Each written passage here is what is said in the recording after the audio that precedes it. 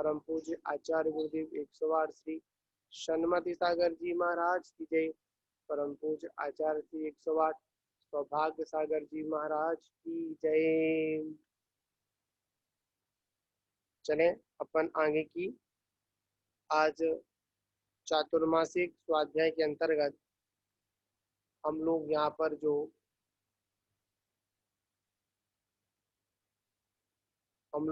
पर जो आचार्य कुंद देव के द्वारा जो यहाँ पर 12 अणुपेक्षा ग्रंथ है, इसका अपन स्वाध्याय कर रहे थे, जिसमें हमारी 6वीं गाथा चल रही थी। उस 6वीं गाथा के अंतर्गत आचार्य प्रवर ने कल हमको समझाया था कि जिस प्रकार दूध और दही,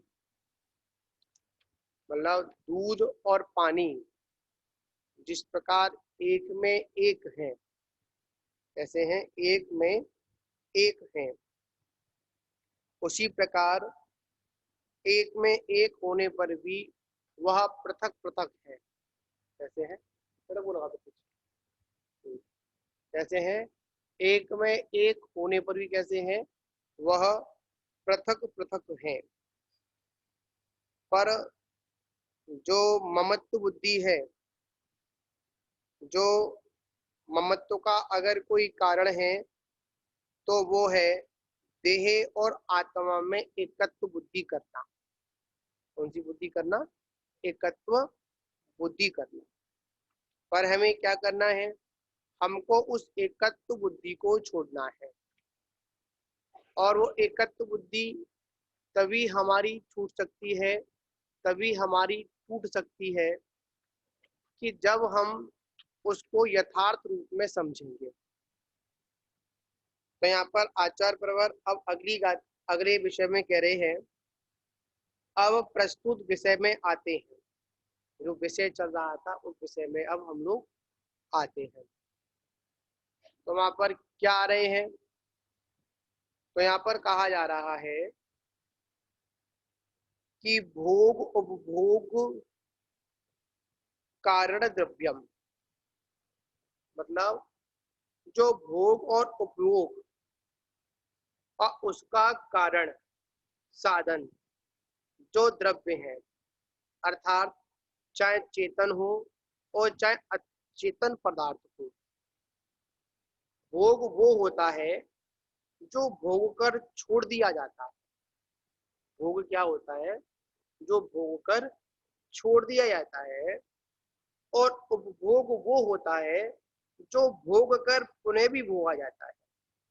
इस दृष्टि से भोजन भोग है और वस्त्र आदि का धारण क्या है? उपभोग है। यहाँ पर भोग और उपभोग के बारे में बता रहे हैं। तो भोग क्या है? जिसको भोगा जाता है और छोड़ दिया जाता है। जैसे भोजन आदि को एक बार ग्रहण किया और करने के बाद क्या हुआ, फिर उस भोजन को ग्रहण नहीं किया जाता है।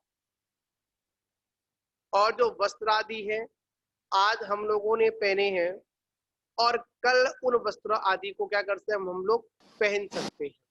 मतलब आज उतारे कल पहन लेंगे, कल परसों उतारे अदरसों पहन लेंगे। मतलब भोग एक बार भोगने में आता है। और जो उपभोग होता है वो कैसा होता है? वो बार बार भोगने में आता है।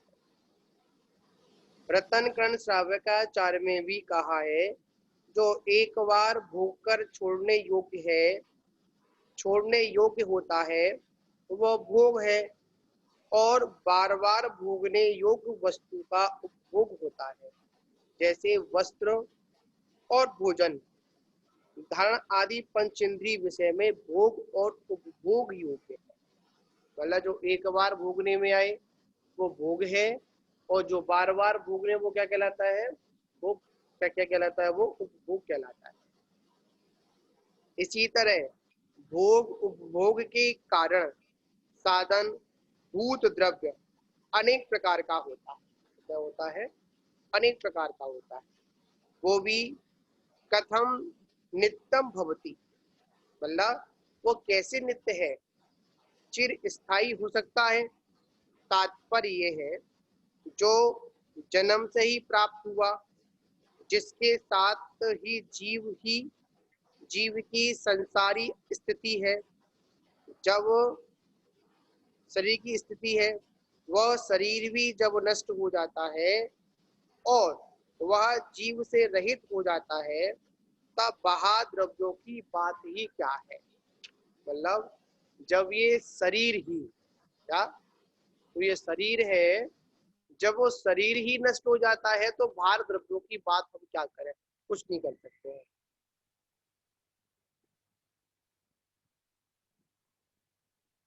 उसकी स्थिति तो किसी भी प्रकार, किसी भी तरह चिर स्थायी नहीं हो सकती है। इस तरह अहमेंद्र, बलदेव आदि पर्यायों में भोग उपभोग के साधन जो मिलते भी हैं, उनकी नश्वरता समझनी चाहिए। उस उनके प्रति भी आसक्ति छोड़नी ही चाहिए। वस्तुतः शरीर, इंद्री आदि साधनों के द्वारा किए गए भोग या उपभोग से स्वास्थ्य सुख प्राप्त नहीं होता है। क्या नहीं होता? स्वास्थ्य सुख प्राप्त नहीं होता है। जो भोग आदि हैं वो कैसे हैं? नाशवान है। उनसे क्या प्राप्त नहीं होता है? सुख तो मिलता है, पर कैसा सुख मिलता है? शाश्वत सुख नहीं मिलता है। कैसे मिलता है? सुखाभास होता है। क्या होता है? सुखाभास होता है। इसलिए कहा भी है, इंद्रिय सुख के, किसके? इंद्रिय सुख के साधनों की दृष्टि से स्वर्गस्थ देव प्रमुख हैं, किंतु उन्हें भी स्वाभाविक सुख नहीं मिलता, अपितु उन्हें स्वाभाविक दुख ही दिखाई देता है। मतलब यहाँ पर क्या कहना चाह रहे हैं कि इंद्रियों के द्वारा, किसके द्वारा? मतलब देखा जाए तो वास्तविकता में अगर इंद्रिय सुख है, अगर उत्कृष्टता में देखा जाए तो किनके पास है? देवों के पास है। तो वहां पर वो सुख कैसा होता है? किंतु उन्हें भी स्वाभाविक सुख नहीं मिलता। एक बात और है, जहां पर इंद्रिय सुख है, कौन सा सुख है? जहां पर इंद्रिय सुख है वहां पर स्वाभाविक सुख नहीं होगा, और जहां पर स्वाभाविक सुख है वहां पर क्या नहीं होगा? वहां पर इंद्रिय सुख नहीं होगा। क्योंकि सुख की परिभाषा में अगर देखा जाए, सुख को दो तरीके से बांटा गया, जिसको अपन इंद्रिय सुख भी कहते हैं और उसको अपन अतीन्द्रिय सुख भी कहते हैं। क्या कहते हैं? इंद्रिय सुख भी कहते हैं और अतीन्द्रिय सुख भी कहते हैं। तो यहाँ पर यही बात बतला रहे हैं कि इंद्रिय सुख के साधनों की दृष्टि से देखें तो स्वर्गस्थ जो देव हैं उनके पास बहुत सुख है, फिर भी क्या होते हैं? वह सुख से क्या नहीं हो पाते हैं? तृप्त नहीं हो पाते हैं। किंतु उन्हें भी स्वाभाविक सुख नहीं मिलता, अब तो उन्हें क्या मिलता है? दुख ही मिलता है। क्या मिलता है? दुख ही मिलता है। इसलिए निष्कर्ष ये है कि बलदेव आदि पर्यायों में बुद्धि या रुचि छोड़कर अपने शरीर के प्रति भी ममत्व त्यागें और स्वास्थ्य सुख से परिपूर्ण शुद्ध आत्म स्वरूप का ही अवलंबन ले। किसका अवलंबन ले? मतलब शुद्ध आत्मा का ही अवलंबन ले और किसी का भी अवलंबन ना ले। मतलब हमको बलभद्र आदि पर्याय मिल जाएंगी, देवादि अहमेंद्र आदि पद मिल जाएंगे, हम सुखी हो जाएंगे, नहीं, ये हमारी सबसे बड़ी भूल है। अगर वहां पर वास्तविकता में सुख होता, क्या होता? अगर वहां पर वास्तविकता में सुख होता तो मला कहा भी है कि संसार विषय सुख होता, तीर्थंकर क्यों त्यागे, और काये को शिव साधन करते संयम से अनुरागे। अगर ये सारी व्यवस्थाएं अगर उनको घर बार में मिल जाती, वहीं पर उनको प्राप्त हो जाती, तो सन्यास को धारण नहीं करते। इंद्रिय सुख को त्यागते नहीं। जब साधना क्या है, साधन क्या है? आचार्य कहते हैं इंद्रिय सुख का त्याग ही अतीन्द्रिय सुख का साधन है। क्या कह रहे हैं? इंद्रिय सुख का त्याग ही अतीन्द्रिय सुख का क्या है? साधन है। और जो व्यक्ति इस तरह का साधन में लगा रहता है तो क्या होता है? उसको निश्चित ही उसकी आत्मा की प्राप्ति उसको अवश्य होती है। तो यहाँ पर किसका अवलंबन लेना है? अपने शुद्ध आत्मा का ही अवलंबन लेना है। जो अपने शुद्ध आत्मा का अवलंबन लेता है उसको अतीन्द्रिय सुख की प्राप्ति होती है। किसकी प्राप्ति होती है? अतीन्द्रिय मतलब स्वास्थ्य सुख की प्राप्ति होती है। वास्तविकता में देखा जाए, चाहे वो बलवंत आदि की पर्याय हो, चाहे शरीर आदि के द्वारा सुख मिलने वाला हो, ये पराधीन सुख है। कैसा सुख है? पराधीन सुख है। और कहा भी जाता है पराधीन सपने हूं सुख नाही। हमको पराधीनता में नहीं जीना। किसमें नहीं जीना है? पराधीनता में नहीं जीना है। अधिकांश क्या होता है, हमारा जीवन किसमें व्यतीत होता है? पराधीनता में ही व्यतीत होता है। स्वाधीनता में तो व्यतीत होता ही नहीं है। अगर वास्तविकता में देखा जाए, हम स्वाधीनता का कितना जीवन जी रहे हैं? बिल्कुल भी नहीं जी रहे हैं। पराधीनता में ही जी रहे हैं। इसमें जी रहे हैं, पराधीनता में जी रहे हैं। पराधीन होकर जी रहे हैं, पराधीन होकर खा रहे हैं। किसी ने कहा कर लो, कर लिया, किसी ने कर लो, नहीं तो मना कर दिया। मतलब हमारे स्वाधीन क्या व्यवस्था है? कुछ भी व्यवस्था नहीं है। तो कह रहे हैं अब यहाँ पर कह रहे हैं अब अध्रुव अनुपेक्षा का उपसंहार की इच्छा से शाश्वत आत्मा ही नित्य भावनी चाहिए, ऐसा शास्त्रकार यहाँ पर प्रतिपादित कर रहे हैं। अब कह रहे आप और कुछ मत करो। अब क्या करिए आप लोग? अगर वास्तविकता सुखी होना चाहते हैं तो क्या करें? अपने शाश्वत आत्मा को ही क्या करें? अपन प्राप्त करें, उसकी ही शरण लें, उसको ही प्राप्त करें। तो गाथा में कह रहे हैं परमठियहु आदा देवासुर मणुवारया विहे वेहिम वदि रिक्तोषा अप्पा सत सदमिति चिंतयेणचम। तो कह रहे हैं परमार्थ से ये आत्मा देव, सुर और मनुष्य और राजाओं के वैभव से भिन्न पृथक है। किससे? अगर परमार्थ से देखा जाए तो ये आत्मा ना देव है, ना असुर है, ना मनुष्य है और ना राजाओं के वैभव के साथ में लिप्त है। उससे क्या है? ये पृथक है। ये आत्मा ही कैसा है? शाश्वत है। आत्मा कैसा है? आत्मा ही शाश्वत है। ऐसा नित्य चिंतन करना चाहिए। क्या चिंतन करना चाहिए? आत्मा का ही चिंतन करना चाहिए और किसी का चिंतन नहीं करना चाहिए। क्या चिंतन करना है? ये आत्मा ही नित्य है। क्या नित्य है?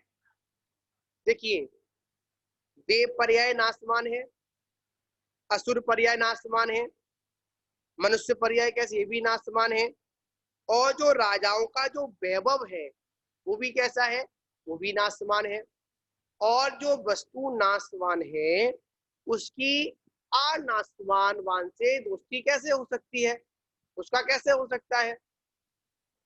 ऐसे जीव की देह के साथ में क्या यारी है? कोई यारी नहीं है। पर द्रव्यों से इसकी कोई भी यारी नहीं है। क्या नहीं है? पर द्रव्यों से क्या नहीं है? इसकी कोई भी यारी नहीं है। पर द्रव्य अलग है और ये अलग है। तो कहा है अनमय सुगम है पदार्थ परमार्थीन, मतलब पर्याय दृष्टि से। कौन सी दृष्टि से? पर्याय दृष्टि से, अर्थात निश्चय से। पर्याय परमार्थ दृष्टि क्या होती है? परमार्थ दृष्टि क्या होती है? निश्चय की दृष्टि होती है। निश्चय की दृष्टि से परमात्म परम शुद्ध आत्मा ही है। क्या है? परमात्मा में क्या है? ये शुद्ध आत्मा ही है। ऐसा समेसार गाथा में कहा है, परमठो खलु समो इत्यादि गाथा में बतलाया गया है। इस प्रकार परमार्थ दृष्टि से शुद्ध निश्चय की दृष्टि ही है। यह दृष्टि ही कर्म क्षय की साधिका है। जब तक हमारी परमार्थ दृष्टि नहीं होगी, कैसी होगी? जब तक हमारी द्रव्य दृष्टि नहीं होगी, परमार्थ दृष्टि नहीं होगी, निश्चय दृष्टि नहीं होगी, जब तक हमारे कर्मों का क्या नहीं होने वाला है? क्षय होने वाला नहीं है। कर्मों का क्षय कब होता है? जब हमारी परमार्थ दृष्टि होती है, लक्ष्य की दृष्टि होती है। जब हम लक्ष्य की दृष्टि करते हैं, जब लक्ष्य पर केंद्रित होते हैं, तभी क्या होता है? तभी हम उस लक्ष्य को प्राप्त कर पाते हैं, तभी उस लक्ष्य को भेद पाते हैं। क्या होता है? जैसे ही हमारी दृष्टि मानते हैं कि वो ये करना है, और जब तक हमारी दृष्टि उस लक्ष्य पर केंद्रित नहीं होगी, जब तक क्या होगा? उसमें जो आने वाले जो बाधक तत्व हैं, हम उनको क्या नहीं कर सकते हैं? हटा नहीं सकते हैं, उनको अलग नहीं कर सकते हैं। ठीक है ना? क्या ये दृष्टि कैसी है? यह दृष्टि ही कर्म क्षय की साधिका है। क्या है? यही दृष्टि कर्म की साधिका है। ऐसा समय सार की परमठ परमठ मिश्रित परमठ मत्स्य सीदाड़ दूजणी कम कमखौ इत्यादि गाथा में प्रतिपादित किया है। इस तरह परमार्थ दृष्टि से विचार करें तो आत्मा मतलब ये आत्मा खल्लू निश्चय ही अर्थात खल्लू हूँ, ये पद पाद पूरक अव्यय पद है। मतलब यहाँ कह रहे हैं इसका अर्थ कोई इसका अर्थ नहीं है। मतलब देव, असुर, मनुष्य व राजा या चक्रवर्ती आदि के वैभव, क्या चक्र आदि का वैभव, या देवों का राजा, असुरों का राजा, मनुष्यों का राजा, इन सबके वैभव पृथक अस्पष्ट हैं। देव पर्याय हो या असुर हो या मनुष्य पर्याय हो, इसी तरह राजा आदि की पर्याय हो या गरीब व्यक्ति की पर्याय हो, ये सभी पर्याय कर्म जनित हैं। कैसी है? कर्म जनित हैं। वे आत्मा के स्वभाव पर्याय नहीं है। कौन सी पर्याय नहीं है? ये आत्मा की स्वभाव पर्याय नहीं है। यद्यपि व्यवहार से वे आत्मा के ही माने जाते हैं। क्या माने जाते हैं? ठीक है, फिर भी परमार्थ ने से शुद्ध निश्चय ने के अनुसार आत्मा तो पूर्ण शुद्ध ही रहता है। इसलिए आत्मा उन पर्यायों से जो व्यवहारिक दृष्टि से सद्भूत हैं पृथक ही रहता है, ये भाव है। यहाँ पर कह रहे हैं आत्मा कभी भी किसी में मिलता जुलता नहीं है। आत्मा तो कैसा है? सबसे पृथक है। कैसा है? हमको क्या अनुभव करना है? मानते हैं व्यवहार दृष्टि से हमारा संबंध इस शरीर के साथ में माना जाता है। क्या किया जाता है? संबंध माना जाता है, पर हमारा संबंध इस देह से नहीं है, हमारा संबंध पर्याय से नहीं है। क्योंकि ये पर्याय कैसी है? कर्म जनित पर्याय है। कैसी पर्याय है? कर्म जनित पर्याय है। और जब कर्म जनित पर्याय है तो वो कर्म जनित पर्याय कभी मेरी पर्याय नहीं हो सकती है, क्योंकि जो कर्म जनित पर्याय होती हैं वह उत्पन्न भी होती है और विनाश भी होती है। एक बात और यहां समझ लें, जो प्रकट हुआ है वह नष्ट अवश्य होगा। क्या? जो प्रकट हुआ है वो नष्ट अवश्य होगा, क्योंकि क्योंकि प्रकट होने में कोई ना कोई संयोग है, और जितनी भी संयोग की अवस्था होती है या जितनी भी जो संयोग दशा होती है वो कभी अपनी निज दशा नहीं हो सकती है। क्या नहीं हो सकती है? कभी भी अपनी निज दशा नहीं हो सकती है। जो निज की दशा कब होती है? कि जब हम संयोग को छोड़ते हैं, जब तक संयोगों का वियोग नहीं होगा। क्या नहीं होगा माता जी? जो जब तक संयोगों का वियोग नहीं होगा, जब तक हमारी स्वभाव दशा प्रकट होने वाली नहीं है। क्या प्रकट होने वाली नहीं है? स्वभाव दशा प्रकट होने वाली नहीं है। हम क्या करें? हम किसका पुरुषार्थ करें? हम यही पुरुषार्थ करें कि जो हमारी संयोग अवस्था है इसको वियोगता में लेकर आए। इसी का नाम क्या होता है? इसी का नाम व्रत होता है, इसी का नाम साधना होता है, इसी का नाम पुरुषार्थ होता है। जो हमारा अनादिकाल से जो संयोग है, इस संयोग को दूर करने के लिए जो भी कार्य किया जाता है उसको वियोग की जो प्रतिक्रिया होती है उसी को क्या कहते हैं? उसी को अपन व्रत कहते हैं, उसी को अपन पुरुषार्थ कहते हैं, उसी को अपन संयम कहते हैं। क्या कहते हैं? संयम आदि भी कहते हैं। तो क्या कह रहे हैं कि जब तक ये संयोग अवस्था, जब तक वियोग अवस्था में नष्ट नहीं होगी तब तक हमको स्वाभाविक अवस्था प्राप्त होने वाली नहीं है। अगर वास्तविकता, अगर अपने स्वभाव को प्राप्त करना है, किसको प्राप्त करना है? अपने स्वभाव को प्राप्त करना है, तो क्या करना पड़ेगा? एक ही काम करना पड़ेगा कि जितना जितना संयोग है उन संयोगों की जगह पर क्या स्थापित कर दो? वियोग। मतलब वियोग का मतलब क्या होता है? छूटना, छोड़ना। जब तक हम संयोगों को छोड़ेंगे नहीं तब तक क्या नहीं होगा? जब तक हमको स्वाभाविक अवस्था प्रकट होने वाली नहीं है। आत्मा के साथ में मानते हैं जीव, जीव के साथ में इस देह का अनादिकालीन संबंध है। क्या संबंध है? अनादिकालीन संबंध है। उस अनादिकालीन संबंध होने पर भी आत्मा उससे पृथक है। तब भी ये जब प्रथम संबंध था तब भी पृथक थी, मध्यम संबंध है तब भी पृथक है, और अंतिम संबंध होगा तब भी आत्मा इस शरीर से पृथक थी, है और रहेगी। ऐसा चिंतन करना है।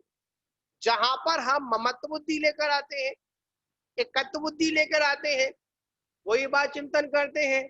तन उपजत अपनी उपज जान, तन नसत आपको नासमान। ये दृष्टि कैसी है? ये बहरात्म बुद्धि है। कैसी बुद्धि है? ये बहरात्म बुद्धि है। हमें क्या करना है? हमको अपनी आत्मा का श्रद्धान करना है, अपनी आत्मा को जानना है, अपनी आत्मा के बारे में पहचान करनी है। जब तक अपनी आत्मा से संयोग नहीं बनाएंगे, जब तक अपनी आत्मा से संबंध नहीं बनाएंगे, तब तक ये स्वाभाविक दशा प्रकट होने वाली नहीं है। वास्तविकता ये स्वाभाविक दशा ही हमारे उन कर्मों को नष्ट करने में क्या है? सहकारी है, शादिका है। अब यहाँ पर कह रहे हैं, आगे भी कहा है, शुद्ध न से आत्मा अबद्ध कर्म स्पष्ट ही माना गया है। आत्मा कैसा है? अबद्ध है। आत्मा ना भूत में कर्म से बंधा था, ना वर्तमान में बंधा है, और ना भविष्य में बंधेगा। ऐसा हमको क्या करना है? श्रद्धान करना है। किसका? अपनी आत्मा का। जब तक हम इस तरह का श्रद्धा नहीं करेंगे तब तक हमारी स्वाभाविक दशा प्रकट होने वाली नहीं है। जब तक, देखिए, हम जब अपने को बंधन सहित मानते हैं तो क्या होता है? हमारा आत्मशक्ति कमजोर होती है। क्या होती है? आत्मशक्ति कमजोर होती है। और जब हम उस आत्मा को बंधन से मुक्त मानते हैं शक्तिशाली मानते हैं। तो आत्मा चाहे कितना भी बंधन में पड़ा हो, फिर भी क्या होता है, जब अपने को वो बंधनशाली समझता है तो वो अपने आप अपनी आत्मशक्ति को प्रकट कर लेता है। जो आत्मा अवध्य है, अस्पष्ट है, अनन्य है, नियत है, अविशेष है, संयुक्त युक्त असंयुक्त देखा जाता है, उसे शुद्ध ने जाने। अब शुद्ध ने किसे कहते हैं? जहां पर मात्र लक्ष्य का ही बात की जाए। क्या की जाए? लक्ष्य की बात की जाए और किसी की बात नहीं की जाए। किसकी बात की माता जी? लक्ष्य की बात की जाए। जहां पर सिर्फ लक्ष्य की बात की जाती है, वहां पर क्या होता है? वहां पर वास्तविकता में हमको लक्ष्य प्रकट होता है। और जहां पर लक्ष्य की बात नहीं की जाए, हम लोगों ने अनादिकाल से क्या किया है? ना लक्ष्य की बातें की हैं, वहीं से ना हम लोगों ने अभी तक लक्ष्य की बातें की हैं और ना लक्ष्य की बातों पर श्रद्धा नहीं किया। हमेशा हमने क्या किया है? बीच की बातें की है। कहाँ की बात की है? गेट खोल दो। किसकी बात की है? बीच की बातें की है, गलियों की बात की है। कभी हम लोगों ने लक्ष्य की बात तो ना की है, ना लक्ष्य की बातों पर श्रद्धा किया है और ना लक्ष्य को हमने जाना। और जैसे ही लक्ष्य को जानने का हम तैयार हुए, तुरंत वहां पर क्या आ गया? वहां पर कुछ ना कुछ विघ्न उसमें आ ही गया। तो कह रहे हैं शुद्ध ने अन्य भावों से भिन्न, संपूर्ण, अखंड, अनादि अनंत, संकल्प विकल्प समूह से रहित आत्म स्वभाव को प्रकाशित करता हुआ प्रकट होता है। क्या प्रकट होता है? यहाँ पर कह रहे हैं जो शुद्ध नय है वो क्या करता है? पर भावों से भिन्न।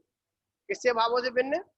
पर भावों से भिन्न, संपूर्ण मतलब अखंड है, अनादि अनंत है, संकल्प विकल्प समूह से रहित है, आत्म स्वभाव को प्रकाशित करता हुआ प्रकट होता है। ये कब प्रकट होता है? आत्म स्वभाव को प्रकट होता है। तात्पर्य ये है, तीर्थंकर की देशना दो नयों के अनुरूप होती है।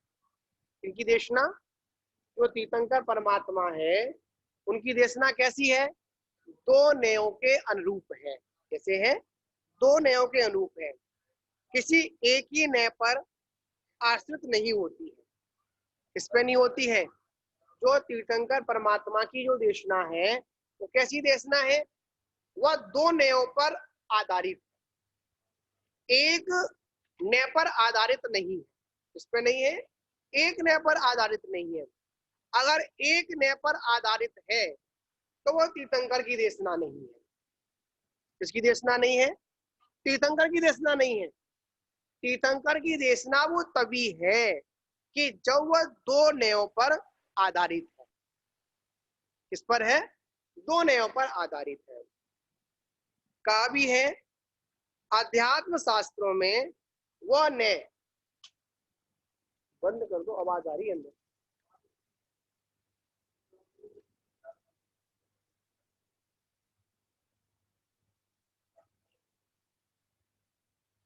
क्या कह रहे हैं? आध्यात्म शास्त्रों में वे दो, वो नय कितने प्रकार के हैं? दो प्रकार के नय हैं, जिसमें एक व्यवहार नय और एक निश्चय नय। अब यहाँ पर कह रहे हैं इन दोनों का ज्ञानी ही, इन दोनों को ही ज्ञानी की दो आंखें माना गया है। यहाँ पर क्या कह रहे हैं? अगर वो वास्तविकता ज्ञानी है तो वो क्या है? वो ज्ञानी है। अगर वो मात्र द्रव्य को, मतलब अगर वो निश्चय ने कोई देख रहा है तो आचार्य क्या कहते हैं? वो ज्ञानी नहीं है। अगर वो मात्र व्यवहार को ही देख रहा है फिर भी ज्ञानी नहीं है। वो ज्ञानी कब है? कि जब वो दोनों ने को साध रहा है। तो यहाँ पर कहा इन दोनों को ही ज्ञानी की दो आंखें माना गया है। इसमें व्यवहार ने से विचार करें, क्या करें? व्यवहार ने क्या करता है? विचार करता है। इसमें व्यवहार ने से विचार करें तो देव आदि पर्याय संसारी जीव के ही होते हैं। इनके होते हैं? संसारी जीव के ही होते हैं, किंतु वह चिर स्थायी नहीं होते। क्या नहीं होते हैं? चिर स्थायी नहीं होते हैं। किंतु उसके विपरीत आत्म द्रव्यदृष्टि शाश्वत और द्रव्य रूप है। निश्चय ने से भी विचार करें तो देव आदि पर्याय वस्तुता जीव के होते ही नहीं है, किंतु शाश्वत आत्मा सदैव चैतन्य स्वरूप ही रहता है। यहाँ पर क्या बात करें हैं? यहाँ पर बड़ी मार्मिक बात उन्होंने कर दी कि अगर वास्तविकता में अगर कोई तत्व का वेदता है, अगर वास्तविकता तत्व को जानने वाला है, अगर कोई ज्ञानी पुरुष है, तो वो कभी एक ने के आधार से बात नहीं करेगा। क्या नहीं करेगा? एक ने के आधार से बात नहीं करेगा। अगर वो वास्तविकता में ज्ञानी पुरुष है, तो अगर एक ने से बात कर रहा है, सिर्फ द्रव्य दृष्टि से बात कर रहा है, व्यवहार दृष्टि को पूर्णता वो निषेध कर रहा है, तो वो कभी भी वस्तु के स्वरूप को जान नहीं सकता। हमको दोनों से विचार करना है, हमको व्यवहार से भी विचार करना है और निश्चय से विचार करना है। व्यवहार से क्या विचार करना है? व्यवहार से मात्र एक ही विचार करना है कि ये जो जीवित जो देवादि पर्याय हैं वो किसकी हैं? संसारी जीव के ही होते हैं, मुक्ति जीव के नहीं होते हैं। किसके होते हैं? जो संसारी जीव के हैं उनके ही ये पर्याय होती हैं। और निश्चय में देखा जाए तो जीव की कोई पर्याय होती ही नहीं। क्या नहीं होती है? ये देवादि पर्याय जीव की होते ही नहीं है। आत्मा तो सदैव मतलब आत्मा तो शाश्वत सदैव चिदानंद रूप ही रहता है। कैसा रहता है? चिदानंद रूप ही रहता है। उसमें क्या नहीं होता? उसमें कोई परिवर्तन नहीं होता। इसी ने से ज्ञानी की निरंतर भावना चिंतन यही रहती है कि मैं एक शुद्ध ज्ञान दर्शन में नित्य अरूपी और मुझसे अन्य परमाणु मात्र भी मेरा नहीं है। क्या चिंतन करना है? यहाँ पर यही बात बता रहे हैं कि मैं शुद्ध हूँ, दर्शन ज्ञान में हूँ, नित्य हूँ, अरूपी हूँ और मुझसे अन्य कोई पदार्थ या अन्य कोई परमाणु मात्र भी मेरा नहीं है। जब तक हम ऐसा संबंध नहीं करेंगे, देखिए पहले तो यहाँ पर ये कहते हैं, पहले तो आप अपने को खुद अपने आप से प्रश्न करो कि मैं कौन हूं? मैं एक शुद्ध आत्मा हूं और कुछ नहीं है। और ये संबंध देह के साथ में दिख रहा है, ये क्या है? जब तुम शुद्ध आत्मा हो तो ये देह के साथ संबंध है, ये क्या है? तो एक ही बात समझ में आएगी, ये जो देह संबंध है वो कर्म जनित है।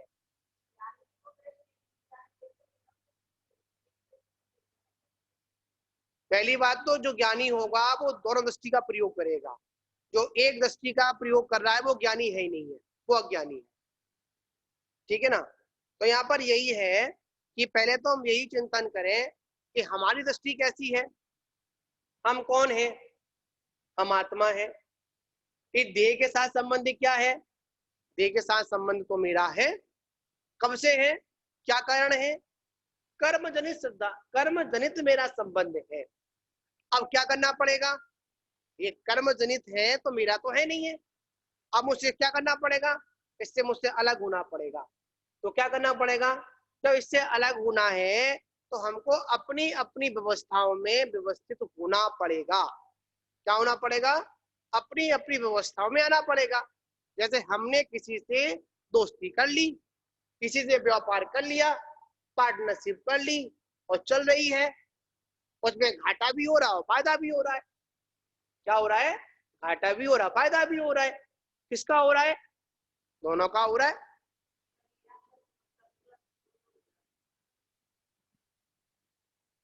क्या होता है कि सब अपनी व्यवस्था में लगे रहते हैं। तो यहाँ पर यही विषय है कि जब उससे उससे संबंध खत्म करना, तो क्या अपने को क्या करना पड़ेगा? उससे संबंध तब खत्म किया जाएगा जब आप अपने में स्टैंड हो जाएंगे, तब अपने स्वभाव में आ जाएंगे तब। और जब तक अपने स्वभाव में नहीं आएंगे, जब तक उससे क्या करेंगे? संबंध बनाकर रखेंगे। क्या रखेंगे?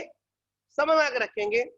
और जैसे ही हमारा संबंध हमसे होगा, जैसे ही हम अपने पैरों पे खड़े हो जाएंगे, तो दूसरे की सहारे की आवश्यकता हमको नहीं पड़ेगी।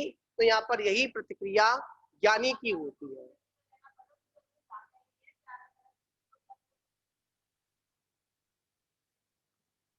क्या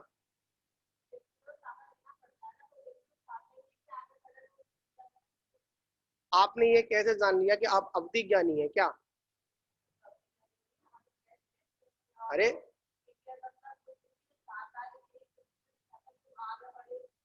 तो मेरा भी प्रश्न का उत्तर आपको यही है, क्या हम अवधि ज्ञानी हैं?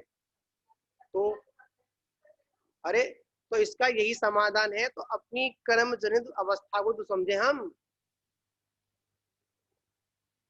कर्म जनित अवस्था समझे, हम समझेंगे हम। हमने कैसे हम पहली बात तो यहाँ पर आध्यात्म की बात चल रही है, तो यहाँ पर सीधी सीधी बात है। हम अध्यात्म यही कहता है, अगर हमारे साथ में कुछ अच्छा बुरा अगर हो रहा है, हमको अगर कुछ आ रहा है या कुछ नहीं आ रहा है, ये हमारा ज्ञानावर्णी कर्म का उदय है। किसका उदय है? ज्ञानावर्णी कर्म का उदय है।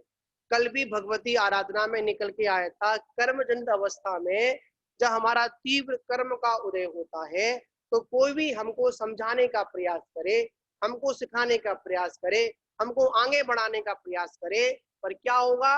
हम आगे बढ़ ही नहीं पाएंगे। क्यों नहीं बढ़ पाएंगे? हमारे कर्म का उदय है। ठीक है। और जब हमारे उस कर्म का क्षय होगा या उपशम होगा, तो हमको किसी की भी सहारे की आवश्यकता नहीं पड़ेगी। क्या नहीं पड़ेगी? किसी की भी सहारे की आवश्यकता नहीं पड़ेगी। हम स्वाधीन अवस्था में ही निकलकर अपनी व्यवस्था को जमा लेंगे और हम उस लक्ष्य को प्राप्त हो जाएंगे। ठीक है ना? तो यहाँ पर आध्यात्म ये कहता है, हमारा इतना अधिकार नहीं बनता है कि हम किसी के ऊपर दोषारोपण करें कि उसने हमारे साथ ऐसा कर दिया, हमको वो साथ लेके चलता ही नहीं है, हमको वो मिलाता ही नहीं है। अरे ये क्या आपने कैसे जान लिया? हमारी कर्मजन्य व्यवस्था है। अगर किसी की जेब में 10 रुपए रखे हो, क्या रखे हो? 10 रुपए रखे हो, और हम ये सोचे कि 10 रुपए हमें दे दे। अरे जब तक उसकी जेब में है तो उसके ये भाई, हमारा बस नहीं चलता उसके ऊपर। वो तो उसके ही हैं, उसके कर्म के उदय से उसको प्राप्त हुए। हमारे कर्म के उदय में नहीं, हमको नहीं मिल रहे हैं। हमको ये प्रयास करना चाहिए, हमको ये मेहनत करनी चाहिए, हमको ये श्रम करना चाहिए कि हमारे कर्म का अच्छा कैसे हो। इसमें तो करते नहीं है। हमको याद रखना, जब तक हम उस चीज के पीछे नहीं पड़ेंगे। और आज हमारी एक बहुत बड़ी एक व्यवस्था क्या बनी हुई है, हम संसारी जीव क्या चाहते हैं? हम ये भी सीख ले, हम वो भी सीख ले, ऑलराउंडर बन जाए। नहीं, हर व्यक्ति एक ही चीज में निपुणता को प्राप्त करता है, चाहे वो व्यवहारिक जीवन हो और चाहे वो आध्यात्मिक जीवन हो। जो शुक्ल ध्यान की भूमिका में, कौन सी भूमिका में? शुक्ल ध्यान की भूमिका में कर्मों की निर्जरा, उसमें तो आता है पृथक वितरक और एकत्व वितरक। मतलब दो शुक्ल ध्यान है, पृथक वितरक और एकत्व वितरक। और उसके बाद में और भी है सूक्ष्म क्रिया प्रतिपादी और भी उसमें हाथ में 4 वेद होते हैं। उसमें अपन समझे केवल ज्ञान की भूमिका बनती है तो पृथक वितरक में नहीं बनती है, एकत्र वितरक में बनती है। पृथक वितरक क्या होता है? 6 द्रव्यों का, 7 तत्वों का, 9 पदार्थों का अलग अलग चिंतन करना। कभी जीव द्रव्य का करना, कभी अजीव द्रव्य का करना, कभी तत्व का करना, कभी पदार्थों का करना। पर आचार्य कहते हैं जब तक एकत्व वितरक, मतलब जब तक एक पर श्रद्धा नहीं करेगा, एक को लक्ष्य नहीं बनाएगा, तब तक उसको केवल ज्ञान की प्राप्ति भी नहीं हो सकती है। क्या नहीं हो सकती है? नहीं हो सकती है। तो यहाँ पर यही है, हमको अध्यात्म हमको यही सिखाता है। और सीधी बात है, संसार स्वार्थी है, था और रहेगा, इसको हम झुटला नहीं सकते हैं। संसार की यही दशा है, स्वार्थ अवस्था है। कौन सी अवस्था है? स्वार्थ अवस्था है बस अपनी। पर यहाँ पर हमको खुद को संबोधन देना पड़ेगा, खुद को संभालना पड़ेगा। दूसरा कोई संभालने वाला इस संसार में बिल्कुल भी नहीं है। हाँ, इसी के साथ अपन विराम लेते हैं, आगे का विषय अपन फिर लेंगे। बोलिए महावीर भगवान की जय। अत पौराणिक स्वाध्याय प्रतिष्ठापन विशेषण क्रियायाम पूर्वाचार्य सकल कर्म भाव पूजन भक्ति का ईश्वर गम करोमि हम।